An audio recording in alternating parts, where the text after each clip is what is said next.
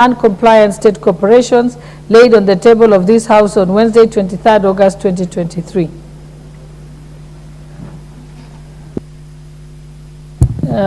Members may contribute. The Honorable Member for Nandi Hills, Honorable Bernard Kitur.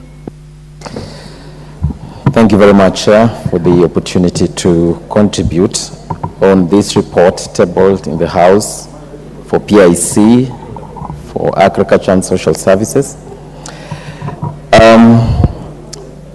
I want to thank the Chair and the committee for the well-done report. I participated in the committee that did this report, and indeed it was a great commitment, having observed the 23 government agencies regarding their operation, their books of accounts, and as Chair and the Vice Chair who was seconded, as rightly mentioned, we were able to observe several issues and the recommendations that were made that would help in the future how the public funds are being utilized by some of these institutions. And generally, one of the things we noted was the lack of autonomy in the budgeting, appropriation, and also generally the budgetary control. And we would notice that a couple of these state agencies do not have their own line budgets. They either depended on the ministry, or you would even find one agency is oversighting another agency, which then becomes a conduit sometimes of corruption. You would also notice that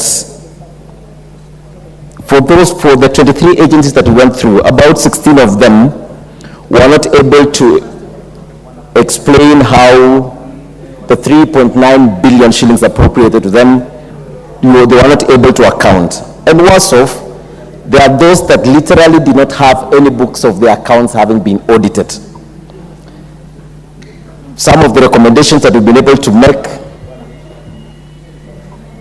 are so punitive that it should be able to have every government agency that has been appropriated public funds to be able to account for them.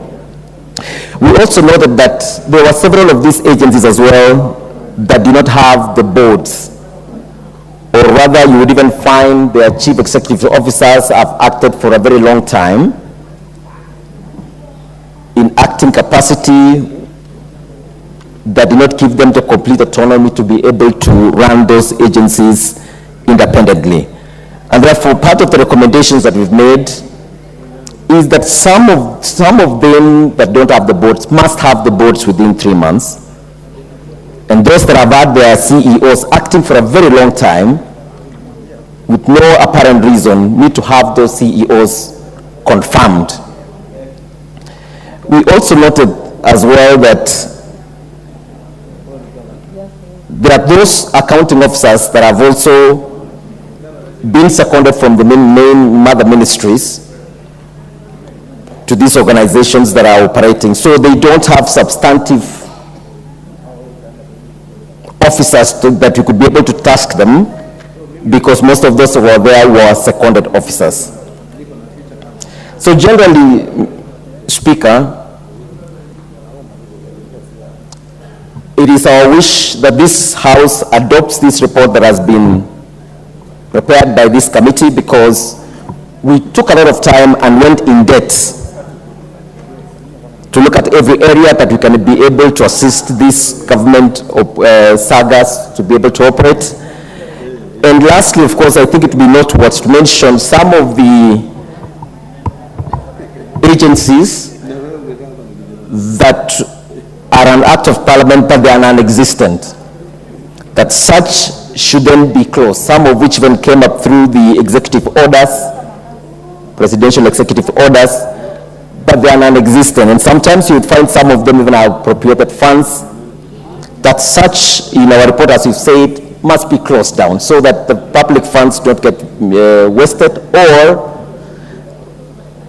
their existence only in paper, but they are not existing physically. So generally, Mr. Speaker, I would like to request this House to adopt this report and support this report, so that we can be able to make those agencies that are in our country to be accountable